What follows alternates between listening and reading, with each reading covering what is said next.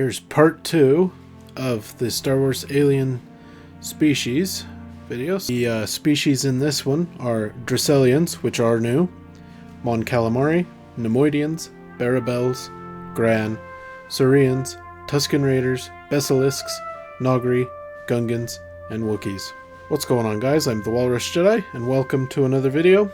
We'll keep the intro short. So if you like these alien videos, then please consider liking and subscribing and hitting the notification bell for more in the future.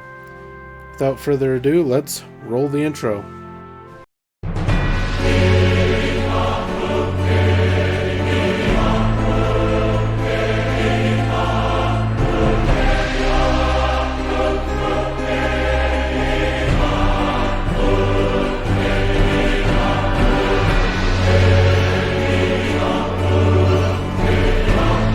Dressel. Located in the Dressel system, in the Nulian sector in the Mid-Rim. A pleasant world with plains, hills, and forests, the native Dressellians evolved in the grasslands of the main continent, Brihara. Discovered in 200 BBY by Bothan scouts, by 10 BBY the Empire occupied this planet, which led to the Dressellians into joining the rebellion, and they became some of the earliest members of the New Republic. The planet had representation in the Senate of both the New Republic and Galactic Alliance. After the Yuuzhan Vong War, Dressel was considered more important. It had a 24.6 standard hour day and 400.7 local days in its year. The people of Dressel are called Dressellians. They spoke Dresselese, and the population is 1 billion to 100 billion. Dressellians are fiercely independent people who inhabit the mid-rim world of Dressel. They are humanoid, although they do have a wrinkled appearance that scientists believe evolved from their hunter-gatherer ancestors, who spent most of their time in Dressel's grasslands, out under the hot sun. Some in the galaxy refer to them as prune faces because of their wrinkled visage, a nickname that Dressellians disdain. Their elongated heads contain very large brains, making them quick-witted, intelligent, artistic, and resourceful. They typically possess extremely swift reflexes, which, combined with their brilliance, makes them fierce, efficient, and effective fighters. Dressel first became known to the galactic community when it was discovered by Bothan explorers of the Askar clan. The clan decided it was best to leave the Dressellians to develop on their own, without interference, and instead they colonized the asteroid belt in the system for a mining operation. Years later, Imperials conquered the system to capture its natural resources and tried to bring the primitive Dressellians under their control. They were met with hostile resistance as the Dressellians displayed their innate tenacity. This stiff-necked species values individual freedom over all else, and its members are very individualistic. They can have difficulty working in groups and rarely form associations containing large numbers. Despite this, when the threat of Imperial domination loomed, the Dressellians came together to form a fierce freedom-fighting force. Their motivation was the autonomy to live as they chose, on their own terms. In a like manner, they banded together to battle the Yuuzhan Vong invaders decades later, showing that when Dressellian freedom is threatened, they are unwavering in combat. Their initial contact with humans was limited before they were attacked by the Empire, and thus the Dressellians are suspicious of outsiders on the whole, though they are highly trusting of Bothans. However, they can be very loyal to any being who assists them without desire for repayment. The Dressellian language is simple, and until their contact with Bothan explorers, it was actually written in a pictorial form. After establishing close diplomatic ties with the Bothans, they have adopted the Bothan alphabet to communicate their language in writing. Much of their literature, therefore, is gradually being translated and shared in the galaxy at large. Vastly inspirational and often deeply profound, their body of work has been hailed by critics as one of the galaxy's long undiscovered treasures. Even so, the writers and poets of Dressel prefer to avoid the limelight, as their seclusion and privacy give them what they believe to be a more appropriate work environment. It is believed that Dressellian society developed into significant communal city-states from their more tribal hunter-gatherer origins. These city-states are run via direct democracy, with elected leaders who moderate group discussions. Individuals in these communities are allowed to come and go as they please. In the case of key discussions, those of dissenting opinions sometimes depart to form their own establishments. Law enforcement in these informal groupings is accomplished through a sort of mob justice. The guilty are hunted and punished by concerned citizens. To them, a formal judiciary or court system is inefficient and ineffective. Their justice, they feel, is swift and successful in deterring antisocial behavior and is not viewed as uncontrolled vigilantism, in contrast with how it may appear to outsiders. While their judicial techniques can be brutal, they do keep crime at a minimum. This system of government survived underground despite the Empire's best efforts to squash it, and the state leaders became, in fact, the leadership of the Dressellian dissident movement. Although they are now part of the Galactic Federation of Free Alliances, Dressellians largely prefer to keep to themselves except when dealing in business matters. Throughout the days of the New Republic, the Dressellian senatorial representative often failed to attend sessions except at the urging of the species' war colleagues, the Bothans. Economically, the Dressellians have only recently begun to grasp the concept of money, through their increased contact with other species during the war against the Empire. Theirs has long been a barter system handled on a local rather than governmental scale. With the formation of the New Republic, however, singular Dressellians began to show interest in capitalistic ventures, seeing such undertakings as an extension of their individual quest for personal freedom. Their tenacity also encourages their entrepreneurial compunction, and following the defeat of the Empire, the Dressellians took over control of the mining in their local system, and are now making great strides in that industry. They have also created notable trade in textiles woven from the essence of their natively grown grass, as well as from their farm produce. Despite the influx of more modern technology to Dressel, the planet still functions at a largely outdated level, with a focus on steam-driven machinery and animal transportation. However, the development of businesses, such as those described above, is causing technology on Dressel to evolve quickly to meet the demand for native goods. While the Dressellians aren't industrially advanced, since the end of the Galactic Civil War, more and more off-worlders have filtered new technology to them. During the war, Dressellians fought with simple black-powdered, slug-firing weapons. The Bothan underground movement supplied the Dressellians with some energy weapons, though transporting such items was dangerous, and very few actually made it to their intended recipients. Today, while they are familiar with other forms of weaponry, Dressellians still prefer to use slug throwers, mostly as a form of cultural pride. Because of their limited numbers of shots the weapons can fire, marksmanship is highly valued. As Dressellian society evolves, neighbors anticipate that the species will become important to the future of the GFFA. Inspirationally, they have already set an impressive example for their peers during their fight against the Empire for personal liberty. You actually can see some Dressellians in Return of the Jedi. It's a trap! Alright, so first up, a bit about Mon Calamari, the planet itself. From space, the placid blue of Mon Calamari is an oasis of oceanic calm, yet the planet has a history of remarkable turmoil. Even its name is in dispute. Official star logs list it as Mon Calamari, while its natives prefer to call it Dak. Its seas roil with life, from vast algal swards to schools of razor-toothed krakonas.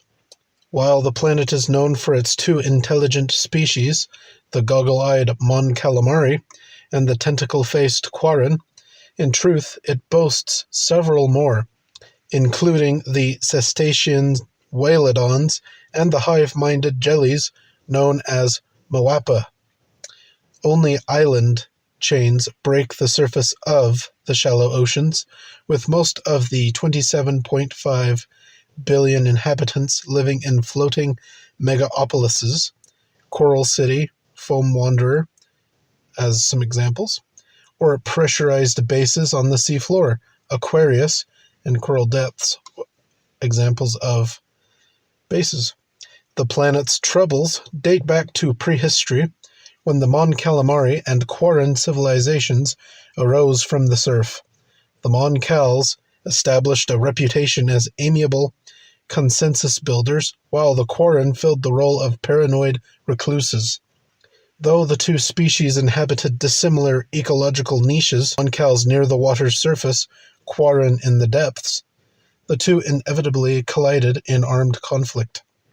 Resentful segregation took the place of combat following first contact with the Republic in 4166 BBY, though civil war has occasionally flared up since. During the Clone Wars, the galactic dynamic of Republic versus Separatists provided an excuse for Mon Calamari to split along its own factional lines, with the Calamarian Council supporting Coruscant and the Quarren Isolation League pledging its allegiance to Count Dooku. After the rise of the Empire, Mon Calamari became an imperial possession, with both Mon Cals and Quarren doomed to live out their lives as imperial slaves. A resistance movement took shape, eventually driving the Empire out of Mon Calamari space entirely. The Mon Cals, and their top commander, Admiral Akbar, began supporting the Alliance, even leading some to label them the soul of the rebellion. The Quarren feared the Mon Cal's latest round of activism would bring further ruin to their planet. They found their fears proven correct in 10 ABY, when the world devastators of the resurrected Emperor obliterated several floating cities, killing millions. 1 year later, Imperial Admiral Dalla destroyed another city with a Star Destroyer bombardment. The recovering planet has since remained off the galactic stage, except for its role as temporary capital of the Galactic Federation of Free Alliances during the Yuuzhan Vong War. The seas long ago swallowed all outward signs of battle damage, and Mon Calamari's cerulean sphere remains as inviting today as it was at the time of its discovery more than 150 generations ago. And now some basic information on the planet. It has a ocean/reef terrain. It is approximately 11,030 kilometers in diameter. It has a length of day of 21 standard hours, and 398 local days is its length of year. Its population is 27 billion. It has the species, the Mon Calamari and the Quarren, as the sentient species, and the mix is 60% Quarren, 39% Mon Calamari, and 1% of other species. The languages are Mon Calamarian, Quarrenese, and Basic. The government is Representative Council, and some major exports are seafood, high-tech, starships, and weapons, and some major imports are foodstuffs, medicine, and technology. And it is in the Calamari/Daca system. The Mon Calamari are an idealistic, noble people from the Outer Rim planet that commonly bears their name in Basic, although in the Mon Calamari and Quarren languages, the planet and its home star system are properly known as Dak. The Mon Calamari were once considered the soul of the Rebel Alliance as well as a cornerstone of the New Republic. A positive, forward-thinking species with cultural goals of justice and fairness, they have established themselves as leaders and instigators of galactic harmony. The Mon Calamari, often called Mon Cals, are an amphibious species with salmon-colored skin, webbed hands, high-domed heads, and huge fish-like eyes. Similar to other amphibians, they are born in a tadpole stage, complete with gills. As they grow into adulthood, develop lungs. These lungs are quite powerful and enable them to remain underwater for long periods of time. Within their water-based society, Mon Cal science grew out of simple fish farming and kelp cultivation on their ocean-covered world. Initially, their scientific and technological advancement progressed at a slow pace because it was difficult to get necessary materials from the planet's core. This problem was later solved with the assistance of their neighbor species, the Quarren, who live at the greatest depths of Mon Calamari's oceans. Thus began their symbiotic relationship with the Quarren, who had the ability to mine minerals found only at those depths. Soft-spoken and gentle, the Mon Calamari are a peaceful people.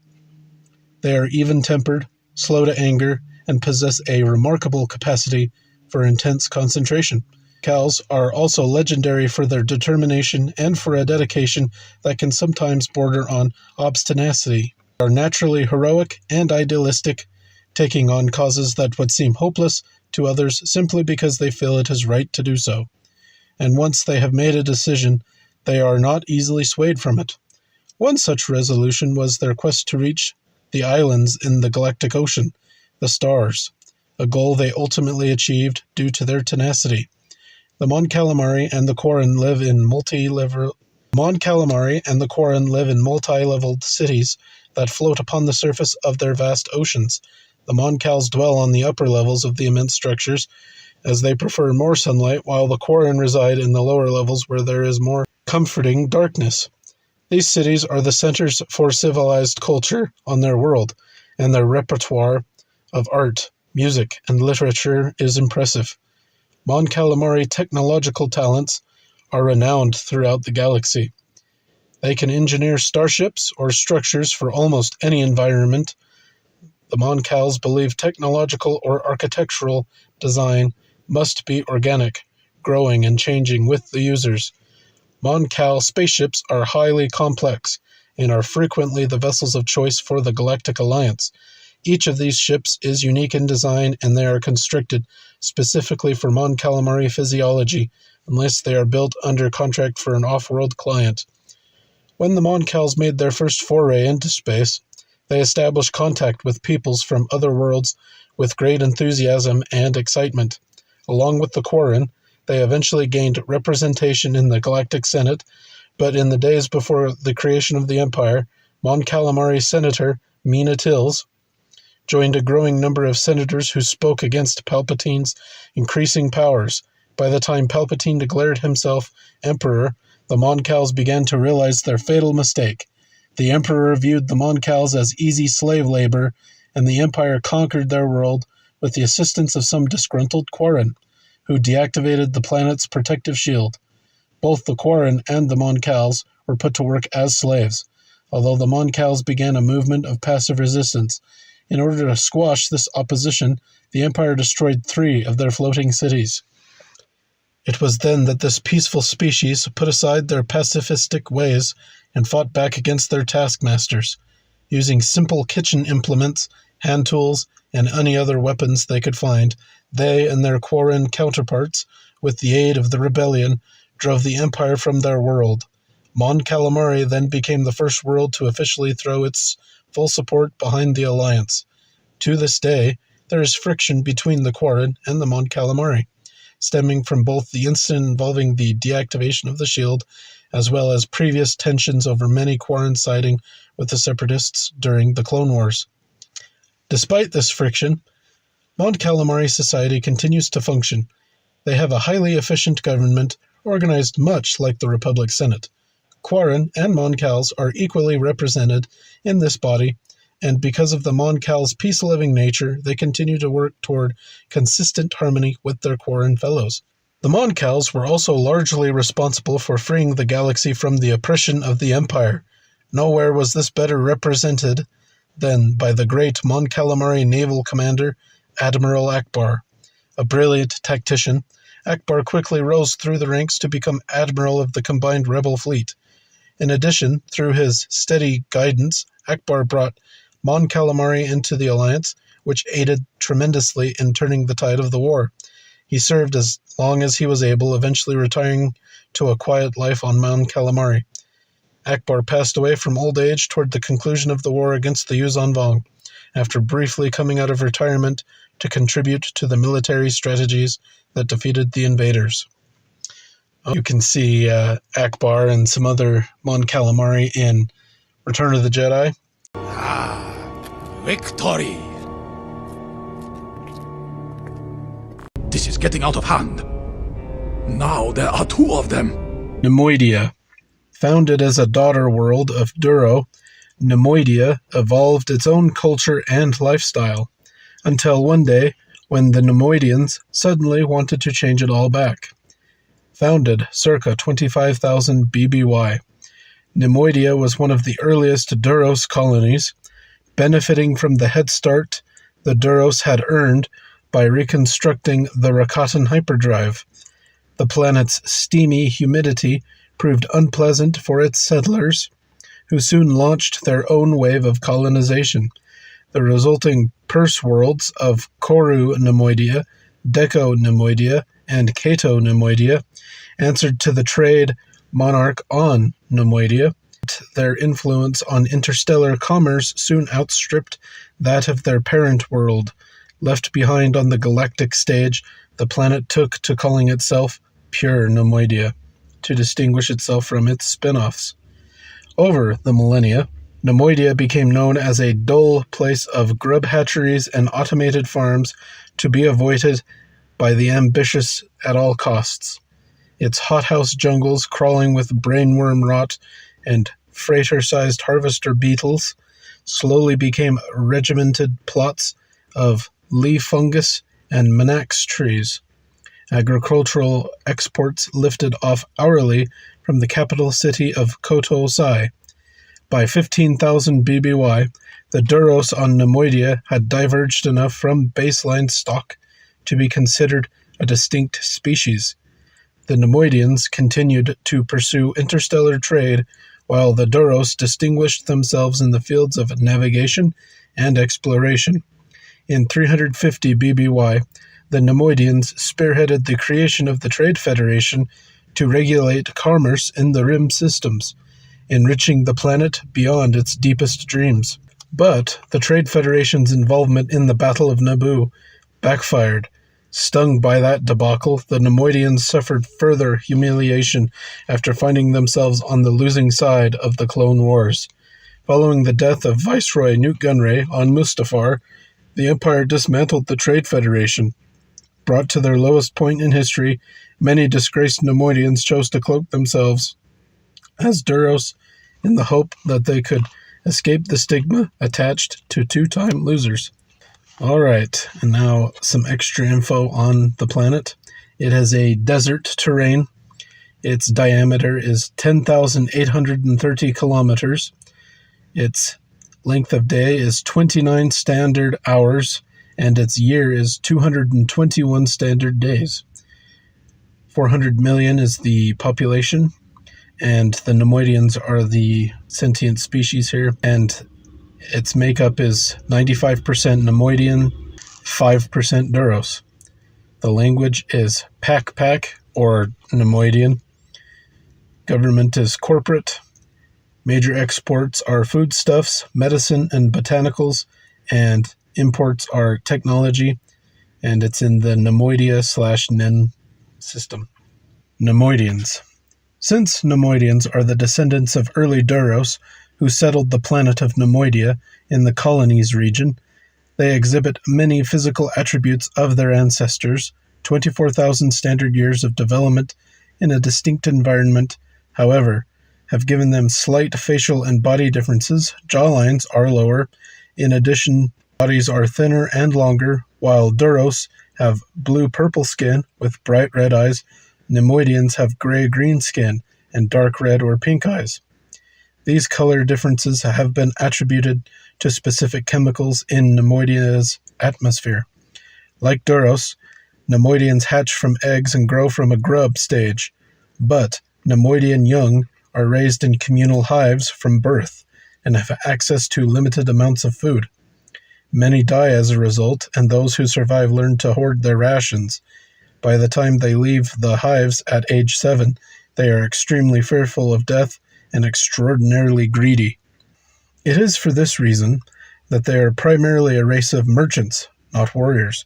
Rather than fight in a battle where there exists a possibility of dying, Neimoidians will typically surrender, turning and running or sending others to battle for them.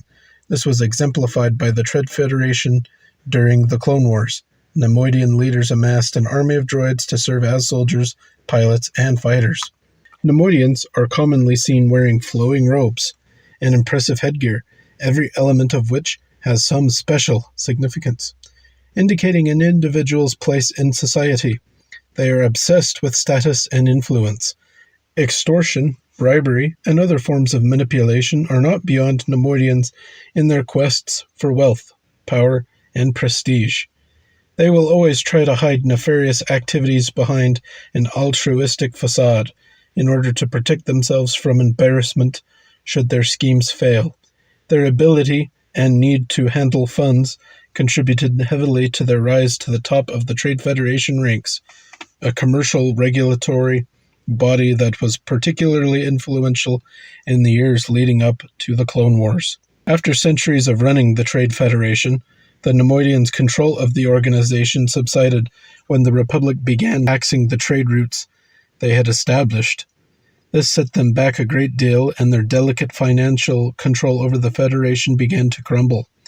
After a particularly humiliating defeat at a trade blockade over the planet of Naboo, the Neimoidians lost whatever reputation they still possessed. During the Imperial period, bereft of power and position, the Neimoidians turned to a desperate means for regaining their status. Seeing how respected their Duros cousins were in the galaxy, they made overtures to reunite with them as a culture, a proposition that was initially rebuffed.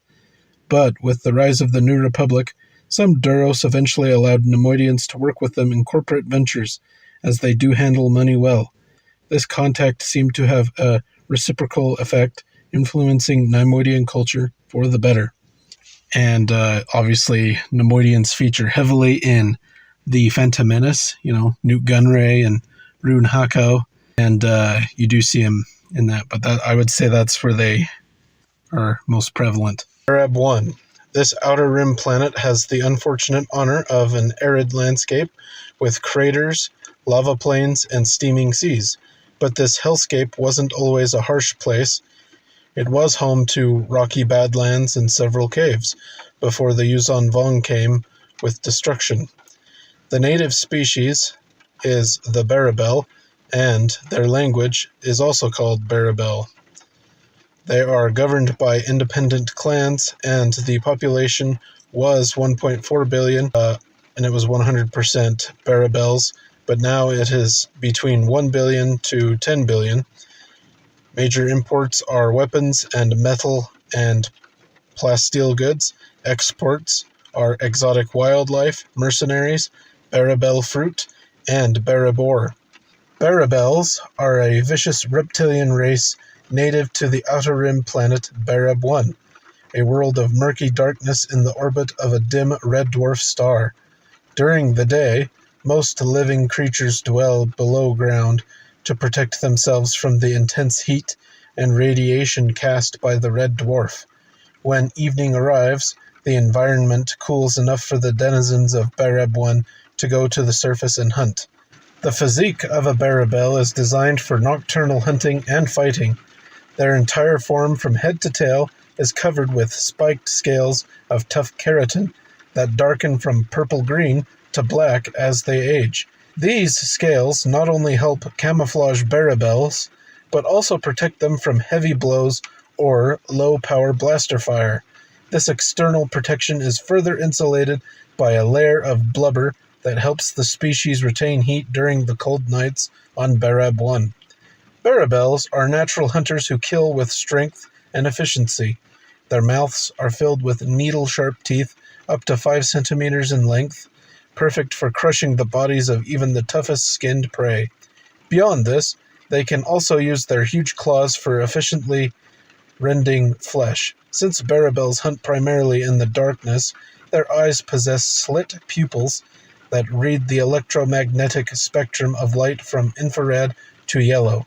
However, they are unable to see green, blue, or violet light, which puts them at a disadvantage on planets with brighter suns.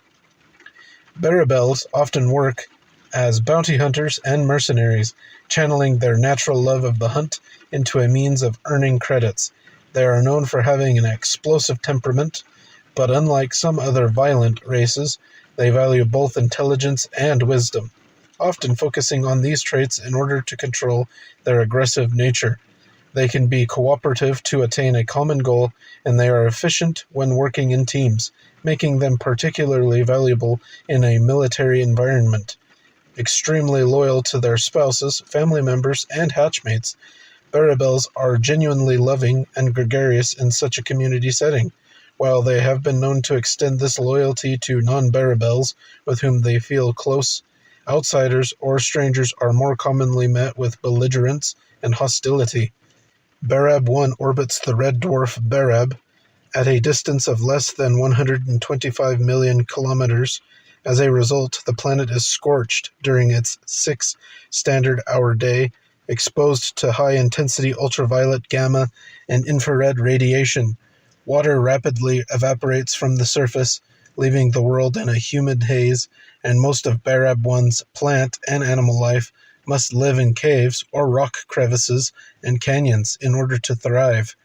Those species that remain out during the day survive by closing up in protective cocoons or possess reflective skin or hair that protects them from the damaging rays. At night, when the heat dissipates, the natives of Barab 1 leave their shelters to feed in a sudden frenzy.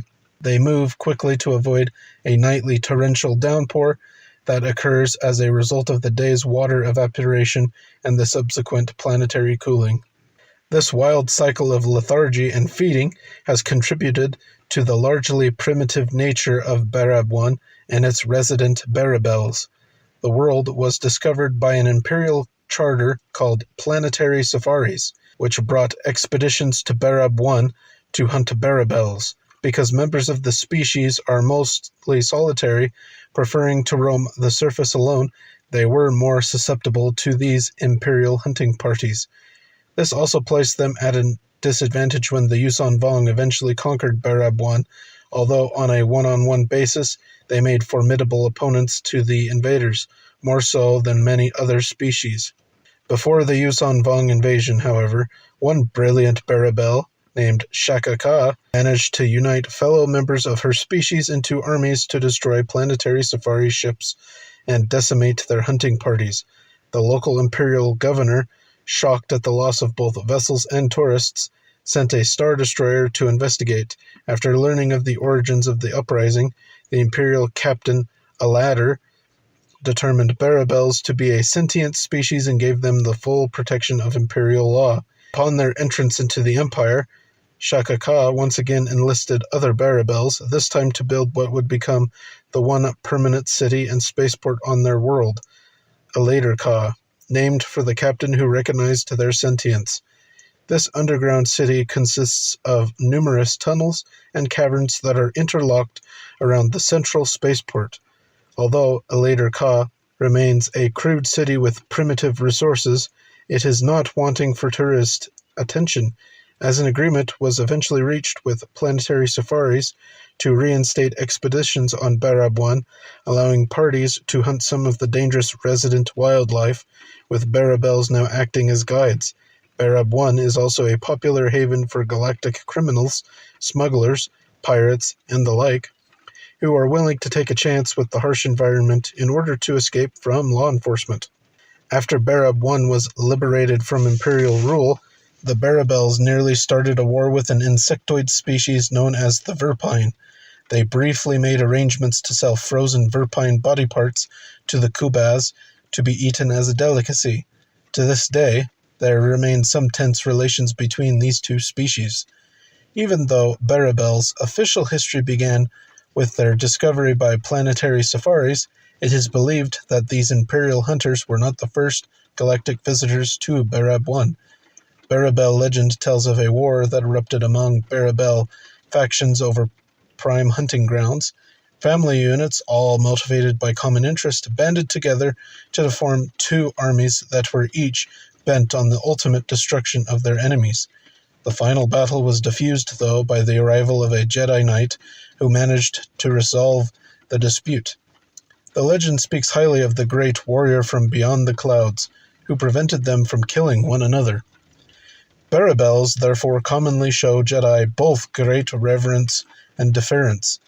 In the years after Palpatine's demise, a stranded Jedi took a Barabel apprentice named Saba Sabatine. An ensuing surprise appearance by Saba Sabatine, who emerged with her own Jedi students and hatchlings to assist during the Yuuzhan Vong War, seems to be hard evidence that the Jedi influence on Barabels was no myth. Other than this tale, though, most Barabels are fairly ignorant of their culture's history, and they seem to prefer to remain that way. They have no inclination to create an overarching civilization, choosing to remain in their small family units and acting as solitary hunters in the Barab One night. Although they hold no technology of their own to speak of, those few Barabels who have departed Barab One manage to use the technology of other races with great efficiency, and a few are known to have become ace pilots.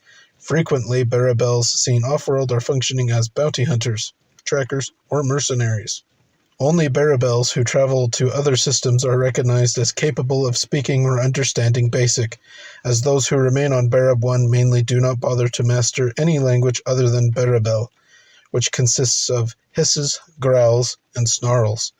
While the Yuuzhan Vong saw fit to conquer Barab 1 in their quest to dominate the galaxy, the planet was not destroyed.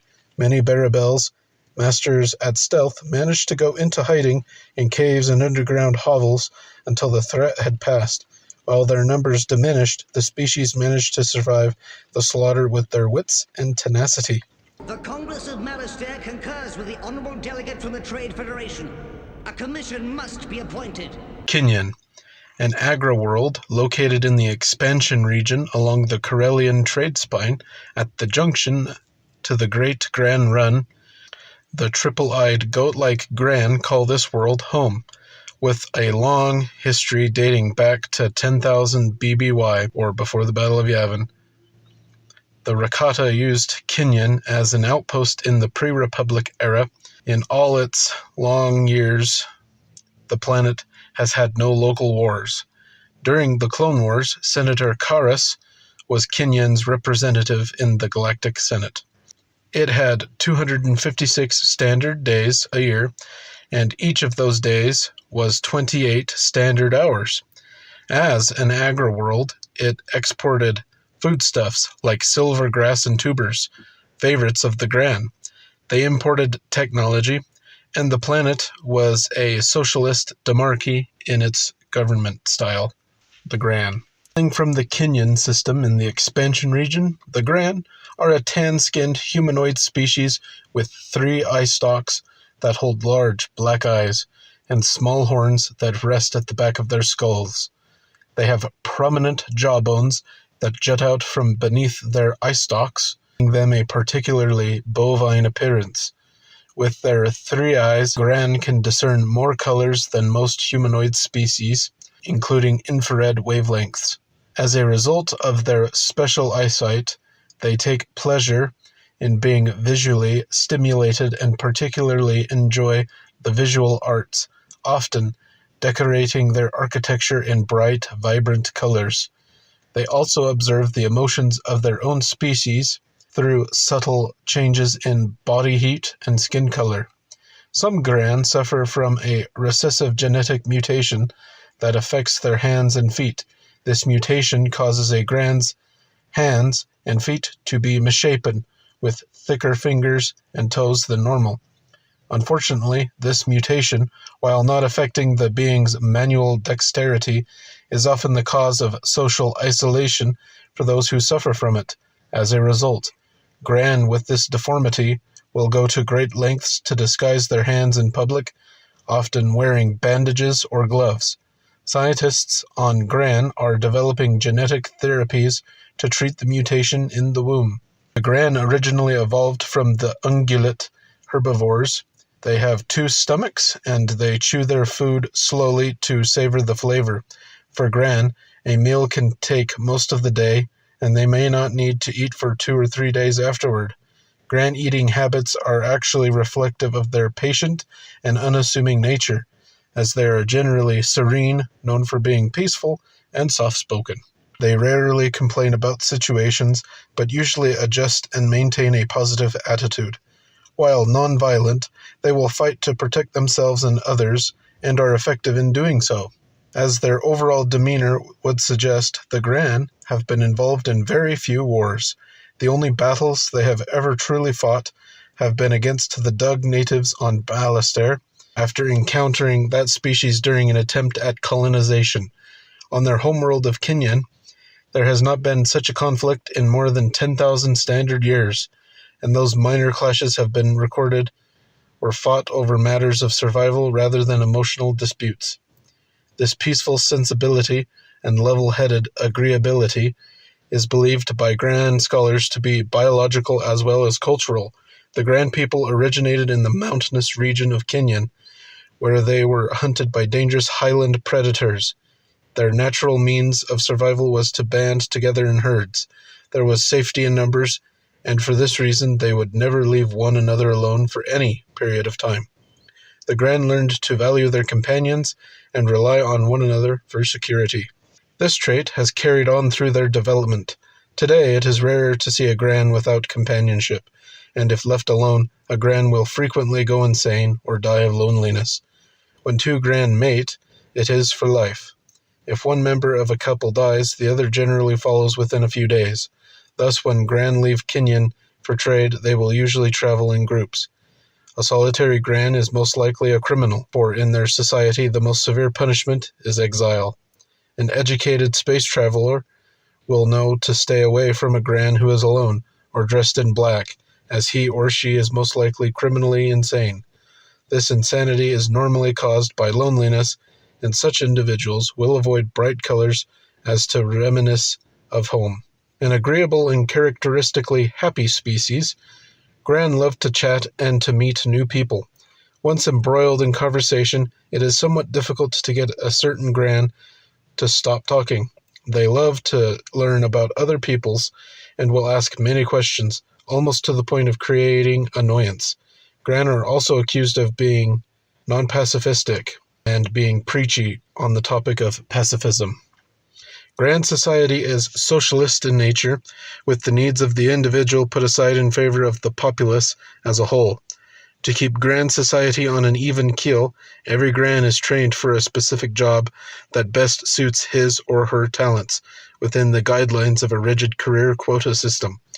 While many species, including humans, would be uncomfortable in such a system, the Grans see this as a fully logical way for natural-born herders to survive and thrive.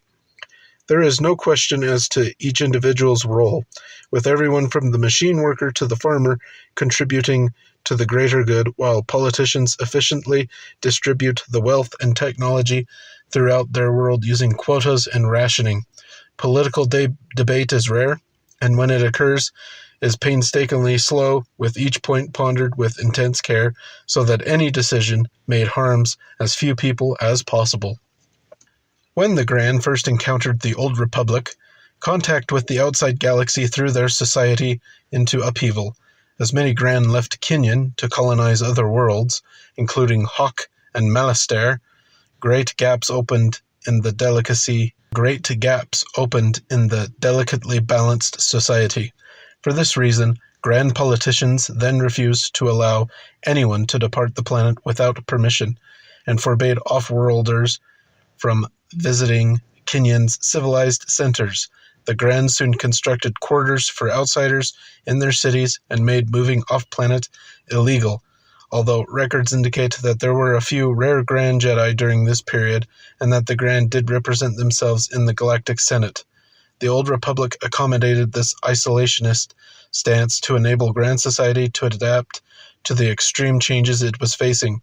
As they adjusted, the Gran reopened contact with the Republic just in time for it to fall under the control of the Emperor, at which time, for their own protection, they retreated to their homeworld once again. But they didn't remain safe from the Empire for long. After Imperial bombers leveled a Gran city, the population caved to their will, and around this time many Gran also began to leave Kinyan by choice. After the Empire fell, the New Republic reinitiated contact with the Gran, and their society has opened up once more. What about the droid attack on the Wookies? Cerea, a mid-rim planet that values nature and frowns upon pollution and technology. The Cereans call this beautiful planet home.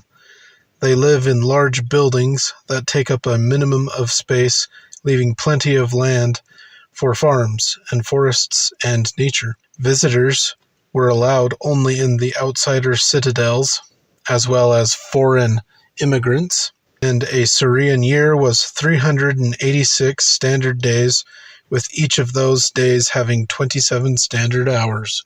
Cerea boasts a population of 450 million, of which 85% are Cerean, 7% human, 4% Ithorian, and another 4% various other species.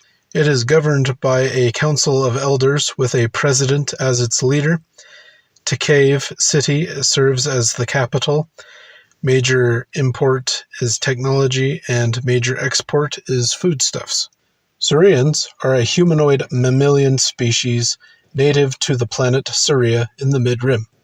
Their tall, tapering craniums house large binary brains, enabling them to focus on multiple trains of thought at the same time. Beyond this unique feature, Cereans are very similar to humans physically, though they do possess two hearts that supply extra blood circulation in support of their brains. This calm, deep-thinking species was more commonly seen throughout the galaxy during the years leading up to the Clone Wars. Cereans became famous for their extraordinary thinking abilities, particularly in the fields of astrogation, cryptography, engineering, and economics.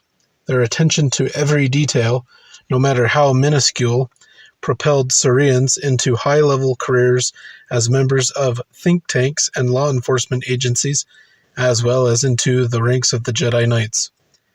Cereans' remarkable minds blessed them with a precognitive ability matched only by the most powerful Jedi, and their peaceful and logical dispositions suited them well to that precious order of guardians. Most fascinating is the rumor that their dual brains enabled some Cerean Jedi to contemplate both the dark and light sides of the Force simultaneously. However, while Cereans fit well in the Jedi culture, their species was exempt from the Order's Old Republic-era requirement of mandatory celibacy. Cerea suffered from a dangerously dwindling population, the result of a low birth rate among her people, as well as the fact that males aged more rapidly than females. The Cereans faced extinction if extreme measures were not adopted, and thus the Jedi Order allowed its Cerean members to marry. Cerean society is traditionally matriarchal, mostly because females make up the majority of the population with an average ratio of 20:1. This proportion is the reverse of other similarly imbalanced species, such as the Gamorreans and the Hnemth, and is most likely comparable to the ratio of female to male Salonians, although there are no reliable Salonian population statistics. To make up for the disparity in mating partners, the Cereans practice polygamy, with each male taking one bond wife and several other honor wives. Unlike many other species, the Cereans as a culture seem able to handle the potential difficulties of polygamy because of their placid temperament. The planet Cerea is ruled by a president who oversees a council of elders, a primarily female team of wise and venerable individuals who consider each side of an issue thoroughly and objectively. They allow for open discussion on political and legal matters, but after the elders have made a decision, the resolution is final and no appeal is permitted. It was this body that prevented Cerea from joining the Republic and the Separatists alike during the Clone Wars, largely in an attempt to preserve the planet's natural resources from greedy senators who would exploit them. The world of Cerea is a lush, verdant paradise, and Cerean culture centers on honoring that environment. Cereans value living in harmony with nature and therefore have set in place stringent laws to protect their surroundings from hazardous waste and technological contamination. By nature, they shun technology and powered transports, although they have consented to the construction of outsider citadels in certain areas of their planet for beings from more developed worlds to reside. Unfortunately, these citadels have become overcrowded and polluted. Meditation and contemplation are central to life for all Cereans, not just to those who follow the path of the Jedi. To enhance their focus during these sessions of reflection, Cereans often employ Kasha meditation crystals, which have a calming and mind-clearing effect on the user. The crystals are decorated with special etchings created by Cerean artisans to harness their natural harmonic energy. Cereans also hold an extreme reverence for the ancient traditions of their people. Although a female Cerean typically has only one name, a male has three, the origins of which are derived from those of his father and grandfather. These names are arranged in any order based on cadence and to make the whole name meaningful. A female, meanwhile, will only take an additional name if she becomes a bondwife, adopting the name of her husband's grandfather for official matters. This is an interesting custom given the Cereans' matriarchal culture, seeming to indicate that while females are the guiding force driving their society, family lineage is actually passed down through the male line. An additional display of the importance of tradition in Cerean society can be found in their clothing, as much of their modern garb harks back to garments of old. Elders and other prestigious members of society prefer to wear a special surcoat, the style of which resembles an ancient mantle of honor. Cereans also retain great enthusiasm for the study of early fighting techniques, especially the art of using a shiarn, a light, arc-edged sword used in honor duels. Cereans send their children to train at shiarn Ado training schools, and masters of this type of swordplay are featured in well-publicized tournaments and demonstrations. Shiarn are notably distinctive in that when they connect in battle, the curved swords become magnetically attached, making for some very physically challenging and sometimes brutal combat. Some say that, as a form of catharsis, Cerean duelers release every bit of aggression that they possess while participating in the sport, which is perhaps why it is so appealing to the normally peaceful people. The shiarn form has also developed into a fine art, as many of its choreographed exercises have become a popular mode of dance expression. Troops of shiarn dancers travel Cerea, and they have even been seen throughout the galaxy, displaying the majesty of this ancient form of self-defense. Despite these examples of Cereans respecting time-honored customs, it was the drive for technology and progress that nearly had unfortunate consequences for the young people of Cerea, and possibly the entire planet. During the Clone Wars, many youthful Cereans spent their leisure time in the outsider citadels, where they were exposed to the luxuries of other worlds and became desirous of such objects for themselves. They sought to radically change their culture's ways, but in reality this behavior was deviously being encouraged by agents of the Separatists, specifically the Trade Federation, who held these youths captives. Fortunately for Cerea, the Jedi intervened and the young hostages were safely returned to their families. Sadly, the Clone Wars continued to be unkind to Cerea and its people, as the planet chose neutrality during the war. Republic and Separatist armies fought a brutal battle on Cerea to prevent it from allying itself to the other side. In the process, much of the pristine world was destroyed, and many inhabitants lost their lives, including the Cerean president Bo-Ro-Tara, who was assassinated before the Republic could claim a victory. Following the Clone Wars, the Cereans readopted their isolationist stance, and reports from that world are scant to non-existent. Ki-Adi-Mundi is the most famous Cerean, and, he pops up in Phantom Menace, Attack of the Clones, Revenge of the Sith, both versions of the Clone Wars.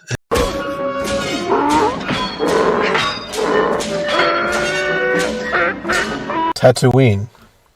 A vast yellow globe baking in the heat of its twin suns, Tatooine was mistaken for a star by early explorers of the Outer Rim. And in the scorching heat of high noon, locals joke that those explorers weren't so wrong. Life on Tatooine is a study in perseverance, but despite the inhospitable conditions, there is life here. Jawas, hooded rodent-like scavengers, scour Tatooine's wastes for scrap they can salvage, Primitive desert warriors called Tusken Raiders wander the desert, abiding by ancient tribal traditions. Herds of Eopes root for buried lichen, rockworts hunt for prey, and an unlucky traveler may hear the booming cries of the semi-legendary Krayt Dragon. And there are more recent arrivals, humans, Hutts, and all manner of spacefaring species. Despite what bored young moisture farmers might tell you, Tatooine is fairly well known in the galaxy. The system sits at a juncture of hyperspace routes. The Tra'elis trade route connects Hutt space with a sizable chunk of the Outer Rim, while a loop of the Corellian run sees traffic running to and from the core worlds. Space battles were common over Tatooine long before the planet's settlement. Today, Tatooine's spaceports continue to thrive. Settlers have tried to make Tatooine their home numerous times, with the first recorded settlements dating to 4,200 BBY. That attempt and many others failed. Current civilization on Tatooine dates back to 700 BBY, when the Bomar monks made a home in the planet's desolation. Around 100 BBY, miners arrived. Their efforts failed. Most of the few who remained became moisture farmers.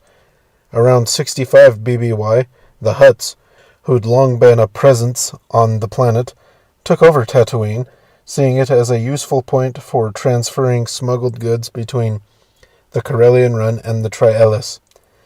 The Hutts ruled the planet, in fact, if not in name, on those rare occasions when the Empire decided to assert itself, until the death of Jabba the Hutt shortly before the Battle of Endor. Various crime lords squabbled over Tatooine for a generation after Jabba's demise, but their ambitions were scuttled when the Hutts returned after the Yuuzhan Vong devastated parts of Hutt space. Alright, and obviously it is a desert planet, and its length of day is 23 standard hours, and its year is 304 local days. It has a 200,000 population, which is estimated. It has Jawas and Tusken Raiders for sentient species, and the breakdown of the species are humans at 70%, Jawas and Tusken Raiders both at 5% each, and then 20% of other languages: Basic, Jawa, Tusken, and Huttese. And then local councils serve as the government form on Tatooine. It exports minerals and illegal goods, and imports foodstuffs, metals, chemicals, and technology. Tusken Raiders, also referred to as Sand People, are tall, strong, aggressive, nomadic humanoid warriors who reside in the desert wastelands of Tatooine. From head to toe, every raider is always covered in strips of cloth-tattered robes that are belted together with dewback hide leather. See, by using tube-like shields that protect their eyes, and breathe through simple filters that keep them from inhaling the sand particles that constantly swirl throughout the Tatooine air. Every piece of their attire serves to keep moisture trapped near their bodies, and hygiene is only attended to in complete privacy.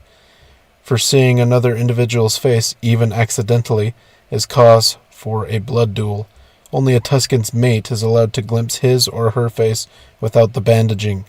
Tusken Raiders are ruthless fighters, hardened by their harsh environment to show no mercy to other species. They fear little, although they can be driven away by a substantial display of force. Traveling in bands of up to 20 or 30, they nearly always ride their bantha mounts in a straight line, journeying one behind the other to hide their numbers from enemies. Their weapon of choice is the Gadurfi, or Gaffi stick, which is basically a double-edged axe made of cannibalized metal scavenged from abandoned or wrecked vehicles. Some carry blaster rifles, but Tusken blasters are not the most powerful or technologically advanced weapons. This nomadic people was the dominant sentient species on Tatooine before settlers began to colonize the world during the days of the Old Republic. The Jawas, the only other sentients on the planet, while more intelligent, were not as large or fierce as their brutal neighbors, although there is some scientific evidence that suggests the two groups may both be descended from the same species, an ancient race known as the Kumumga. The Tusken Raiders received their galaxy-recognized name from an attack they launched on a human settlement called Fort Tusken. While their attempt to force out the off-world settlers failed, this assault became renowned for its brutality In response, the settlers set about to attempt their utter destruction of the Sand People, eliminating entire tribes at a time, leading to their near extinction before the few remaining tribes retreated to hide in the desert wastes. As a result of these incidents, Sand People are inherently angered by the presence in their territories of off-world settlers whom they feel encroach their ration of water and food. They will often attack moisture farmers and settlers without provocation, simply for the sake of intimidating those they perceive as enemies. Despite their bullying natures, Tusken Raiders will typically shy away from massive Jawa sandcrawler fortresses, heavily protected farmsteads, large cities, and even settlements, as well as from the vicious Krayt dragons. It is evident that they favor situations where they have the upper hand and will only take calculated risks. Since they are a nomadic people, they maintain no permanent shelters and keep few possessions, viewing such belongings as liabilities. Regardless of their willingness to move regularly, they allow no other changes in their society or culture. Tusken Raiders fear machinery, the power of which has decimated their people in the past, and are thus thoroughly resistant to technology, stealing very little of it from hapless patrols, caravans, and moisture farmers. They feel that killing with more primitive weapons brings them the bravest of victories. To most outsiders, the language of Tusken Raiders is an unintelligible, angry combination of consonants and growls. They have no written language, so they rely on a long and complex oral tradition to keep track of their lineage and legends. Each tribe has a storyteller, whose duty is to preserve and retell the group's history. The storyteller chronicles the coming-of-age tales for each member of the clan, and once he or she gives an account for the first time, not one word is permitted to change from that time forward. At some point, each storyteller will take on an apprentice and begin teaching the clan history, although the learner is not allowed to practice the history aloud, as the words must never be spoken incorrectly. If the apprentice makes a mistake, he or she is killed outright, as it is considered blasphemy. Once an apprentice has learned every tale of each lineage perfectly, he or she becomes the next storyteller, and the teacher will wander into the desert to die. Because they live such a cruel, warlike existence, the process of coming of age is very important to Tusken Raiders. Children are cared for by adult Tuskens, but they are not considered people until they have endured the actual ceremonies that bring them into maturity. Babies often perish because of the difficult desert life, and Sand People take great pride in knowing that only the strongest survive. To earn the distinction of adulthood, each youth must perform a great feat of skill or prowess, the magnitude of which determines his or her station in the tribe.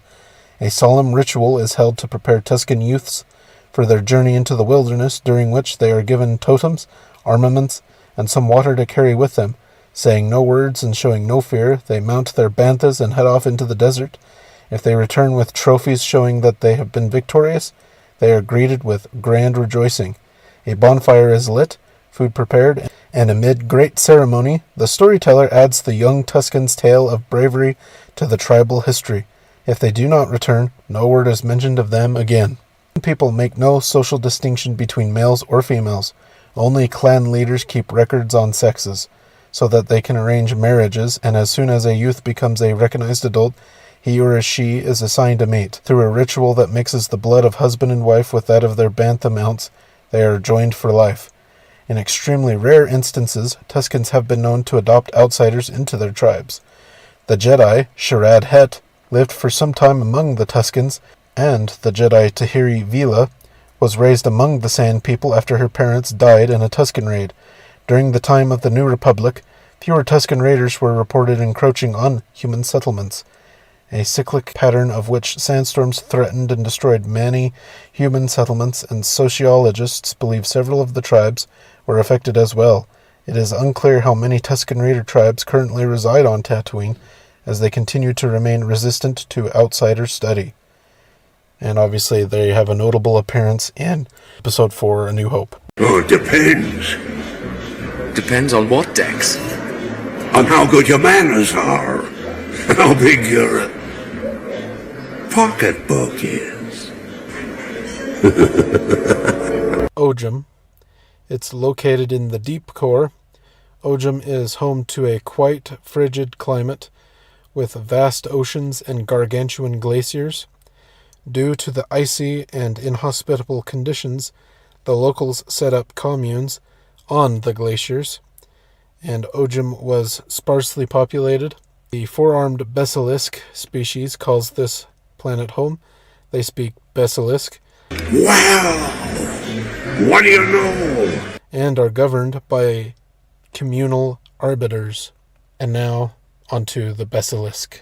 Besalisks are large, stocky, flightless avian humanoids who hail from the planet Ojum, located in the deep core. They have thick bodies with multiple brawny arms, a bony head crest surrounded by feathers, and a wide mouth from which hangs a large flexible sac. Male Besalisks have 4 arms, while females can possess as many as 8. But despite such multiple appendages, each Besalisk has only one primary hand, much the same as humans are right or left-handed. Their brains are not sufficiently complex to provide greater limb coordination. A Besalisk can hold items in all of her hands, but cannot use more than 4 of them to do specific tasks at a time. For instance, a female using all 8 of her arms can have 4 arms working independently, but the other 4 must work in concert with one another. This characteristic particularly comes into play when Besalisks are engaged in hand-to-hand combat, as they are not able to wield weapons independently in all of their arms. Most Besalisks will simply carry 1 or 2, although females may support 3, with their most effective weapon being grasped in their primary hand. Sadly, Besalisks are the subject of many misconceptions. To begin with, while they are descended from birds, casual observers will frequently mistake them for a reptilian species, whereas Besalisks have a skin pouch hanging from their chins that is similar to the ones often seen on both birds and reptiles. Their thick, scaly skin is the source of the perception that they are members of the latter group, as are their toothy mouths and sharp-clawed hands. Also, since they typically possess bulky, fleshy frames, Besalisks are sometimes viewed as gluttonous by other races, but in reality they store food and water in their bodies for weeks, allowing them to go for an extended period of time without eating or drinking. It is also common for Besalisk to sweat a great deal, giving the impression that they are nervous or in ill health. It is also common for Besalisks to sweat a great deal, giving the impression that they are nervous or in ill health. However, their bodies are merely accustomed to the frigid environment of Ojum, and do not react well to warmer climates. As with most birds, Besalisk young are hatched from eggs that females lay during the warm season. A female will usually bear a clutch of 2 eggs at a time, at which point the male will take over the duty of keeping them in his brood patch, an area of the male's abdominal skin that falls down over the eggs and hugs them closely to his body for warmth. During this time, the females will care for the home and earn the family living. Besalisks are monogamous, and they will mate for life following a long courtship in which the female chooses and sometimes fights for the male of her preference. Such competitions can get violent the longer the search for a mate continues. The quest for males can take place at any time during Ojum's solar year, but each commune will hold events specifically to meet and choose mates during the warmer months. Ojum is a frightfully cold world, covered in massive glaciers that roam the planet's ocean surface. The Besalisks live in sparsely populated communal groupings on each of these glaciers. These communes are made up of at least 1,000 nuclear families, and are in turn governed by an elected leader who acts as an arbiter in any disputes. When the population grows over a specific number, the leaders solicit volunteers from families to start a new commune in an attempt to keep all such groupings at relatively the same size.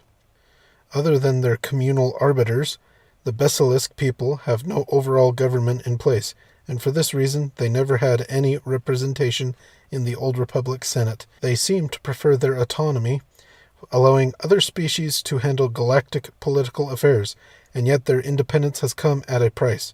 During the period of imperial domination, the Besalisks were threatened with enslavement. To avoid that fate, many individual communes made deals with underworld criminals and have since been indebted to them, particularly the Hutts. On Ojum, all interstellar traffic is handled through orbiting space stations, which are more welcoming to off-world visitors than the planet itself. Most Besalisk business dealings are carried out on these space stations, particularly those of a nefarious nature. However, other species, not Besalisks, commit most of the violent crimes on these stations. Even when wrapped up in underworld affairs, Besalisks remain relatively peaceful, preferring to find thrills through self-fulfillment rather than harming or stealing from others. On the whole, Besalisks are a quick-witted, generous, and sociable people. They form strong and lasting friendships with members of all species and can be extremely loyal once they grant an individual their trust. A keen attention to detail allows Besalisks to adapt easily into other cultures and utilize their technologies. Although they create none of their own, they do have a tendency to be unreliable dreamers, however, and Besalisks can often be flighty, out for amusement and adventure that involves little concern for their own welfare. They do not fear danger, a concept that normally doesn't occur to them until they're in the middle of it. Exceptions to this rule certainly exist, although there are not many, and those few that are atypical of their species often use the common perceptions held them to pass off as fearless anyway. As a result of this intrepid nature, many off-world Besalisks are entangled in underworld operations such as smuggling, gambling, and organized crime, generally without realizing the gravity of what they're doing. Besalisks can also be gregarious and chatty, taking pleasure in talking about others, gabbing and gossiping simply for the joy of conversation. Since they are very observant, taking in details quickly and without thinking, this, combined with their willingness to strike up conversations, makes them excellent sources for valuable information. In addition to the utter frustration of their underworld employers, they seem to have a habit of occasionally walking off the job in an attempt to find other ways to amuse and enrich themselves. Consequently, many a Besalisk has ended up on underworld hit lists, repeatedly putting them among the most wanted species in the galaxy at any given time. And obviously the most famous of this is Dexter Jetster, who owns the diner on Coruscant that Obi-Wan visits in Attack of the Clones. Honoghr. Though the Noghri are widely feared as among the galaxy's most efficient killers, their homeworld of Honoghr has become a symbol of hope as its inhabitants fight their way back from the brink of ecological extinction. Honoghr once crawled with life, and the short, wiry Noghri emerged as an apex predator, organizing into matriarchal clans. The Noghri honed their unarmed combat skills until they could take down animals 5 times their size. Circa 30,000 BBY, or before the Battle of Yavin, Honoghr attracted the attention of the Rakatan Infinite Empire, but few traces remain of what was likely a short occupation. By the time of the Clone Wars, the Noghri lived in hundreds of clan settlements, including the Grand Clan governing city, Nystau, spread across the northern face of Honoghr's single globe-spanning continent. In 20 BBY, the separatist research vessel Gehenna lost a battle with a Republic cruiser, crashing into Honoghr's forests and spilling its tanks of trihexalon, a runaway defoliant developed as a bioweapon. Jedi Knight Aayla Secura led the effort to retrieve the trihexalon data, but no one from the Republic stayed behind to help the Noghri survive the coming calamity. Within weeks, the planet had been irreparably poisoned. Within months, the Noghri began dropping from starvation. Into this catastrophe came Darth Vader, newly fitted with the black cybernetic suit that made him a figure of awe to the desperate Noghri. In exchange for their service as Imperial assassins, Vader promised to save the Noghri by restoring Honoghr. The offer proved empty. Rather than purify Honoghr's soil, the Imperial decontamination droids ensured that the Noghri clean lands remained perpetually on the edge of famine.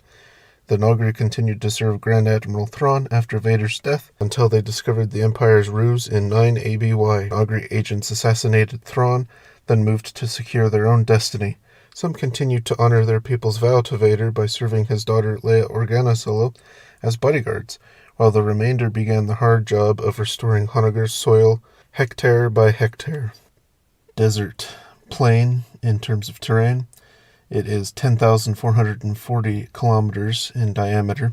It is 23 standard hours per day, and it has 208 standard days for its year. It is a population of about 10 million. The species is obviously the Noghri.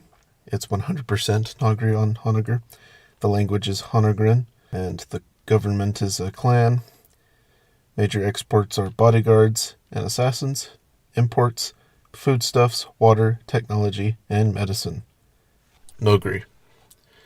Noghri are hairless, gray-skinned bipeds native to the mostly barren and isolated Outer Rim planet of Honoghr. They are strong and sinewy creatures with extraordinarily quick reflexes and inherent agility. They are not tall, but their smaller size often belies their ruthlessness and deadly skills. These people are compact killing machines, built to hunt and destroy. They are predators who sport long talons, teeth-filled jaws, large, quick-moving, deep-set black eyes, and an extremely keen sense of smell. This sense of smell is so refined, so powerful, that a Noghri can identify beings' bloodlines by their scent. In addition, given their size, speed, and agility, they are particularly stealthy, able to sneak up on many targets unawares. Noghri prefer to use primitive tools and weapons, killing opponents up close.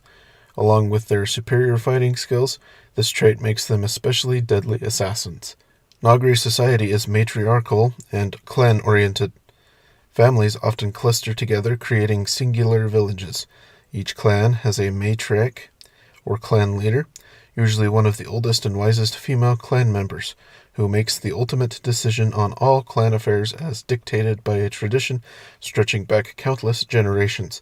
Each clan has a duca, or community building, within which all major events are held. All village life revolves around this one central meeting place. Historically, inter-clan rivalries were often brutal and bloody.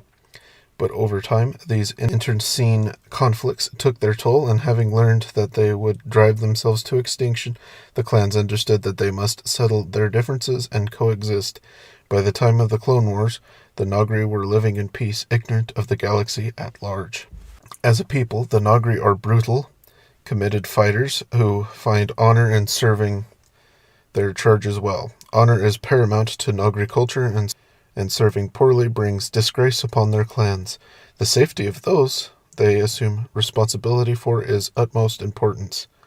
They are also smart, honest, flexible, and take great care to learn and understand the rituals and cultural traditions of others. Noghri speak Basic in addition to their own language, albeit in gravelly, chilling voices. They are not a fun-loving or sociable people, and in fact have very little in the way of a sense of humor. Honoghr was originally a lush planet, teeming with a wide variety of animals and plant life, with a yearly rotation that is only half a standard year. Now it is a barren world barely capable of supporting its inhabitants.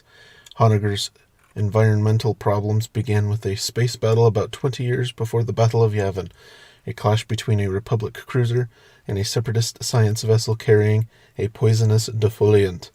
Unfortunately, the separatist ship crashed into Honoghr's surface, spilling its toxic chemicals and resulting in an ecological disaster. This incident poisoned Honoghr's soil and atmosphere, destroying much of the plant's life.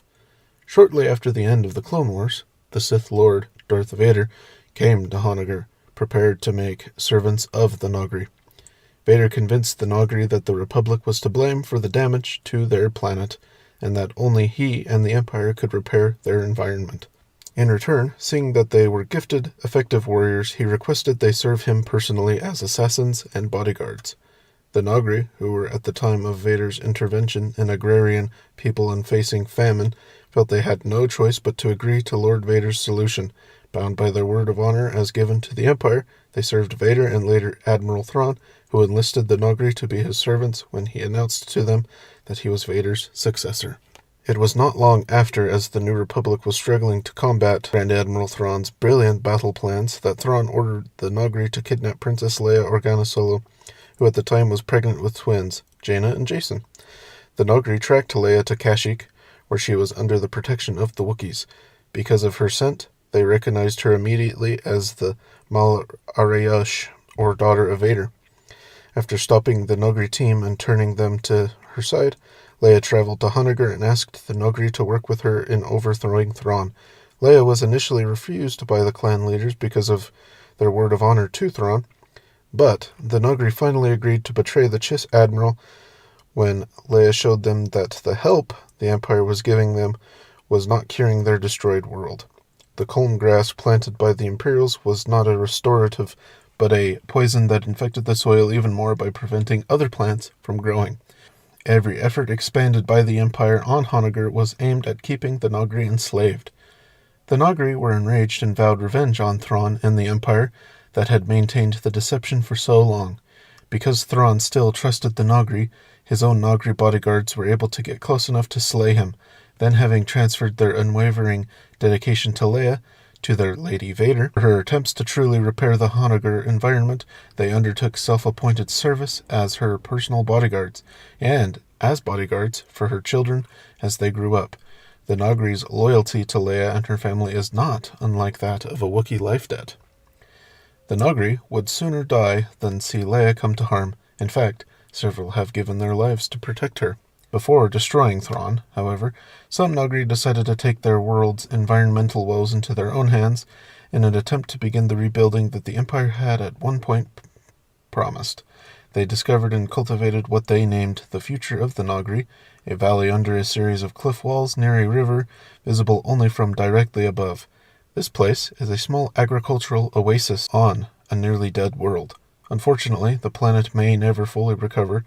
Despite the best efforts of Princess Leia and New Republic scientists, the devastation was simply too severe and too widespread.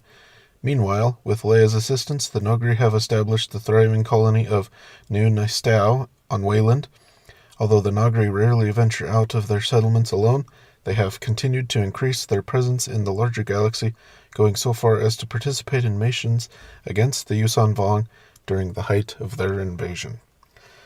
And a notable appearance is obviously the Thrawn trilogy, and probably the most famous individual is probably Rook. Naboo, in the heart of the Mid-Rim's Chommel sector, was the site of a pivotal battle to shape galactic rule, as well as the homeworld of such diverse personages as Emperor Palpatine and Jar Jar Binks. The planet is a world of peculiar geology. It lacks a molten core, instead possessing a honeycombed interior surging with luminous low-cap plasma. Wide, shallow seas, the domain of sando aqua monsters and other giants, and soggy swamps separate flat plains of Nola grass and scattered points of elevation, including the Gallo Mountains. The amphibious Gungans evolved on Naboo, creating a tribal, militaristic society to defend against Bursa, a species of semi-sentient quadrupeds. The Gungans are also believed to have clashed with Naboo's first colonists, mysterious visitors who vacated the world more than 5 millennia ago and left only stone statues to mark their passing. Humans arrived next, aboard a trio of colony ships from Grismalt. After some initial hostility, the humans and Gungans entered an uneasy truce, with the Gungans retreating to their underwater bubble cities and the newcomers, thereafter known as the Naboo, colonizing the green continental hearts. Though separated by geography, the two societies had their own internal wars. A clash between Gungan bosses in 3000 BBY led to the establishment of the ruling city of Otoh Gunga, while Naboo's time of suffering, circa 1000 to 800 BBY, ended with the inauguration of the planetary capital, Theed. The planet governed its own affairs with an elected monarch and spoke for the Chommel sector with a representative to the Galactic Senate. In 32 BBY, Queen Padme Amidala, who succeeded King Varuna, and Senator Palpatine held their respective positions. Palpatine, in his guise as the Sith Lord Darth Sidious, arranged for a Trade Federation blockade and invasion of Naboo. The Jedi quelled the threat, but the incident vaulted Palpatine to the office of Supreme Chancellor, allowing him to orchestrate the Clone Wars and the rise of the Empire.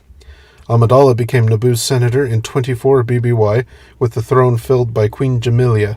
Then Queen Apeilana Suspected of harboring Jedi fugitives after the Clone Wars, Apolana became a martyr for the local resistance when the 501st Stormtrooper Legion assassinated her. Naboo also housed Emperor Palpatine's private retreat, and Amidala's former chief of security, Panaka, became Moff of the Chamal sector. But underground resistance to the Empire remained lively, and the planet erupted in celebration following the news of Palpatine's death. Its terrain makes up mountains, plains, and swamps. It has a diameter of 12,120 kilometers. It has 26 standard hours for its length of day, and its year is 312 standard days. It has a population of 4.5 billion, and humans and Gungans call this planet home. The species mix is 72% Gungans, 27% humans, and 1% other. Languages spoken are Basic and Gungan.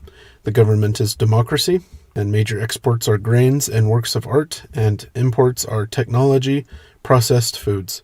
The Gungans of Naboo, a planet in the mid-rim, are bipedal amphibians who live primarily in cities beneath Naboo's great bodies of water. They are tall and thin, with long, expressive ears, a bill-like mouth, and webbed fingers and toes. Their skeletal frame is made of cartilage, making them more flexible for underwater movement. When swimming, their nostrils seal, nictating membranes covering their eyes, and their eye stalks partially retract into their skulls, making underwater travel very easy for them. They also have tough skin on and around their heads, enabling them to burrow through sand and gravel with little difficulty. Compound lungs permit Gungans to breathe both air and water, and powerful legs allow them to swim very quickly. A significant number of Gungans have Hailu, long earlobes that reveal emotional states such as friendship, aggression, and fear. This species is omnivorous, although they have large teeth for cracking open shellfish, a staple of their diet. They also consume creatures known as gumballs from the trees surrounding their homes, and mollusks from nearby marshes and lakes. In fact, Gungan culture centers on their environment and the other living things that populate it. They are particularly linked to the creatures known as Kadu, which are used as battle mounts for their grand army. Similar to Tusken Raiders and their banthas, Gungans believe that the Kadu are joined with them in a way that no other creatures are. They will treat them as family and mourn them in a similar fashion when they are lost. The Gungan people domesticated the Kadu thousands of years ago, and when Gungans migrated to their underwater cities, they brought the Kadu with them.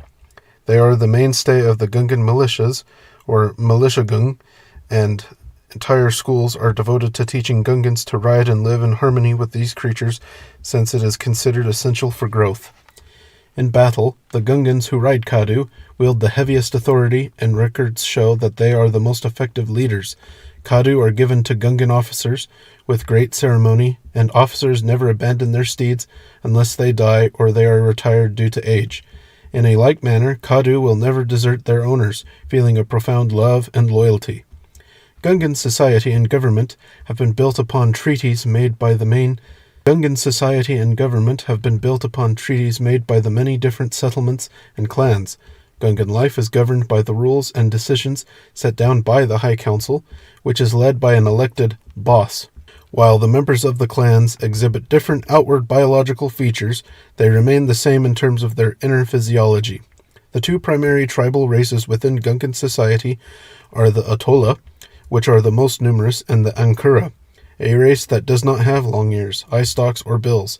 Scientists believe that while these two different races share common ancestry, the Ankura have lived on land longer than the Atola, and have therefore evolved to look more like a land-based form. The basic Gungan family unit consists of 2 parents and children.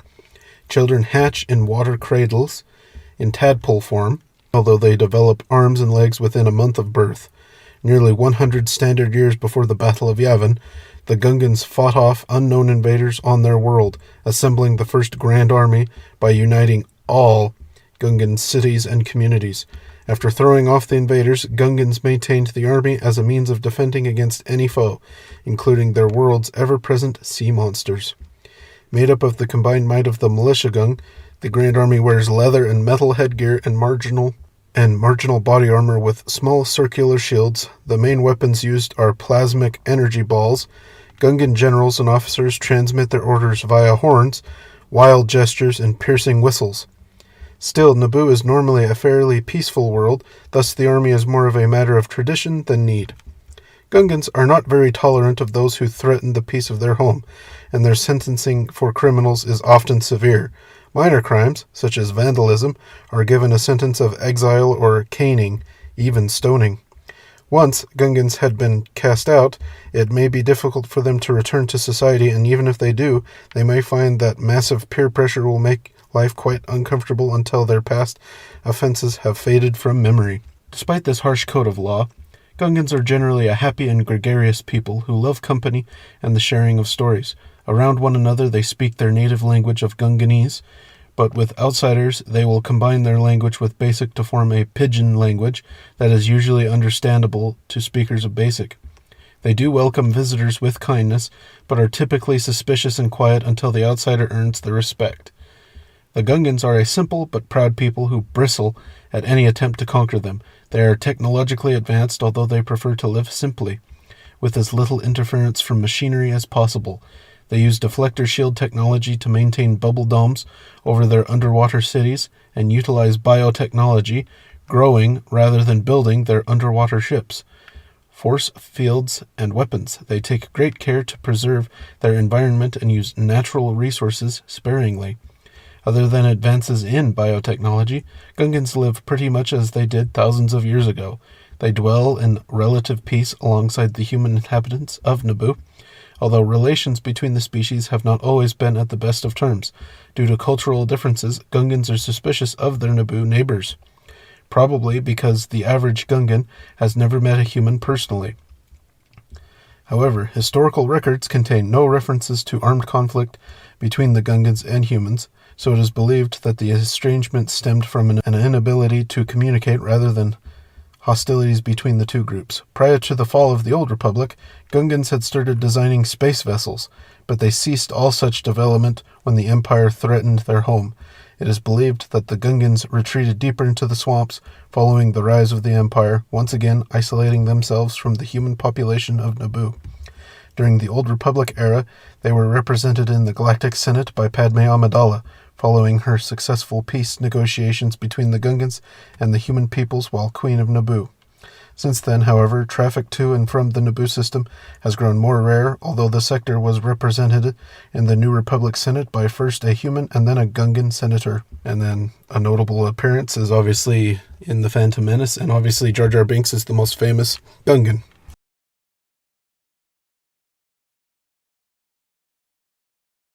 Kashyyyk. The Wookiee homeworld of Kashyyyk is a vertiginous world of kilometers-high treetops and bottomless depths. The natural beauty of Wookiee settlements leads some to form assumptions about their technological primitivism, but Wookiees are engineers at heart and produce some of the finest machinery in the galaxy. Kashyyyk's continents are ringed by open beaches, but less than a kilometer inland, the terrain becomes impassable. Here, roshir trees take root, and their columnar trunks and snaky branches provide support for horizontally layered ecosystems. Beginning at the treetops, the canopy becomes more dangerous the deeper one penetrates. The middle levels are prowled by Katarns and webweavers, and in the thick of Kashyyyk's old growth, the surface is as black as a cave. Only the phosphorescent glow of predators and prey illuminates this shadow forest. Wookiees live in high-level tree cities and in beachfront coastal settlements. Rukoro is the planet's capital, the Kiana is high-tech hub, and Kashirho is the center of hyperspace mapping. Wookiees are on par with the Duros, Given, and Celestins for their expertise in hyperspatial theory, with the thinkers of the Klatuvak Guild among the most brilliant practitioners of the art. Kashyyyk counted itself a member of the Rakatan Infinite Empire circa 30,000 BBY, and Rakatan terraforming is believed to have contributed to Kashyyyk's titanic flora.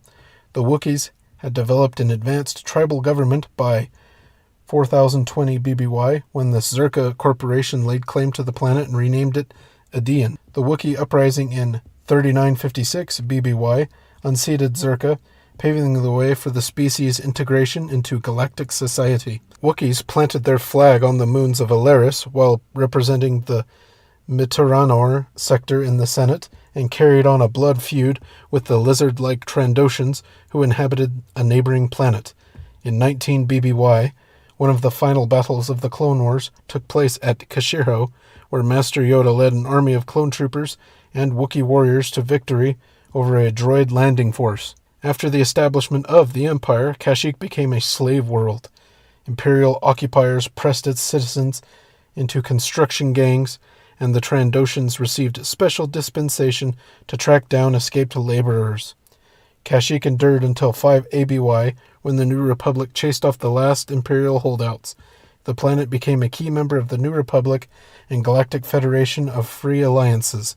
It slipped through the Yuuzhan Vong War unscathed, and blossomed after that, but was the site of a showdown during the Corellia Galactic Alliance War, with Jacen Solo setting vast swaths of the planet ablaze. Basic information on the planet. Its terrain comprises of forests, seas, and coastline. It has a diameter of 12,765 kilometers. Length of day is 26 standard hours, and their year is 381 local days. It has a population of 45 million. The sentient species of this planet is Wookiees, and it is 100% Wookiees that live here. Their language is Shri-Wook, and their government is a Wookiee Council. Exports are electronic components and natural resources, and imports are processed metals and medicines. Wookiees are intelligent, arboreal sentients from the jungle world of Kashyyyk, possessing many natural strengths and abilities from the day they are born. Wookiees are known to be one of the most physically strong sentient species in the galaxy. They are also incredibly bright, with an extraordinary talent for repairing and adapting machines and technology. Tall, hairy primates, Wookiees possess varying eye colors and fur that ranges in shades from white to light brown and black. Their fur is often a blend of different tones. They have retractable claws on their feet and hands, which they use almost exclusively for climbing. In their culture, employing their claws in hand-to-hand combat is forbidden and is considered dishonorable or even insane behavior. Wookiees are especially known for their loyalty and dedication to honor, as well as their capacity for great kindness, sharp wit, and friendship. They are devoted to friends and family, and particularly to those whom they owe a life debt. In the life debt tradition, which is ironically similar to the tradition of their hated nemesis, the reptilian Trandoshans, Wookiees pledge their existence and servitude to an individual who has saved their life, or who has given them another similarly intense cause for loyalty. Perhaps the best example in recorded history of the depth of a life debt is that of the one owed to Han Solo by the Wookiee warrior and Clone Wars veteran Chewbacca. While serving in the Imperial Navy, a young Han Solo aided in Chewbacca's escape from slavery, leading to his discharge from the Navy. Chewbacca pledged him a life debt. The two became best friends, and over the decades, one was rarely seen without the other, with Chewbacca coming to Solo's rescue more than once. In an act of ultimate sacrifice, Chewbacca gave his life during an early strike by the Yuuzhan Vong to save Han and Leia Organa, Solo's son, Anakin. Wookiees are also known for having short tempers, especially when honor is at stake, and can fly into berserker rages if they, their families, or their honor families, those with whom they share a life debt, are threatened. They have a reputation for hostility and have been known to smash objects and beings when angered. Theirs is a cultured society, though, and they exist in harmony with the environment of their world, living in well-developed cities on the 7th level of vegetation on Kashyyyk, high in the Roshir trees. Wookiees' cities and homes demonstrate a deep appreciation for their environment. Constructed of native woods with sweeping, gentle lines, the Wookiees' structures seek to bring the outside inside. Lift cars held by unbreakable Kashyyyk vines carry Wookiees from one level to the next, although they can also climb up or down if they are so inclined. Though Wookiees wander the many upper levels of their planet, they rarely ever venture any lower than the 4th, given the many dangers the lower levels hold. Wookiees believe there are night crawlers that feast on the blood and spirits of their victims in the darkness of the bottom world, and that the spirits of those who did not honor their life debts reside there, waiting to trap and kill the unsuspecting. Indeed, no Wookiee who has gone to the lowest levels has ever returned. This region of Kashyyyk has yet to be a subject of scientific exploration. Kashyyyk does have several oceans, the beaches of which are the only areas on the planet where the soil is visible and accessible. When Wookiees reach adulthood, they leave their families to explore the lower levels of the forests, particularly to hunt the dangerous quillerats that live just under the 5th level. These small brownish-green creatures, standing only half a meter tall, have long needle-sharp quills covering their bodies and can hurl these quills with deadly accuracy. Hunting on the lower levels represents a rite of passage for Wookiee adolescents known as the Hirteak, and is a long-standing and important tradition in Kashyyyk society. The Hirteak may be attempted alone, with an older relative, or with friends. For a successful passage, the adolescent seeking adult standing must return with physical proof of bravery, a trophy that may be displayed or worn. Following a successful return from the lower levels, a newly recognized adult Wookiee will often take on a new, more mature name. Under certain circumstances, Hirteak may also take place in other forms, sometimes even off-planet, as long as sufficient courage is demonstrated. Feats of courage extend to Wookiee courtship rituals as well. Male Wookiees will hunt quillerats as an offering that they present when they propose marriage to a female. They must, however, catch the quillerat bare-handed, and kill it without using a weapon. If the female Wookiee accepts the proposal, she will show her approval by biting into the creature's soft underbelly. When they marry, Wookiees become mates for life. Though Wookiees reside in a very natural environment, they are a mechanically advanced species, and a few thousand standard years before the Battle of Yavin, they developed much of their own technology, constructing huge cities in their trees of their homeworld. They also developed high-tech weapons and tools unique to their own culture, the most famous of which is the bowcaster, or laser crossbow. Even the design of Wookiee weaponry captures their love of nature, often curved and with housings made of wood. Weapons such as the Wookiee bowcaster can sometimes be mistaken for musical instruments by the uninitiated.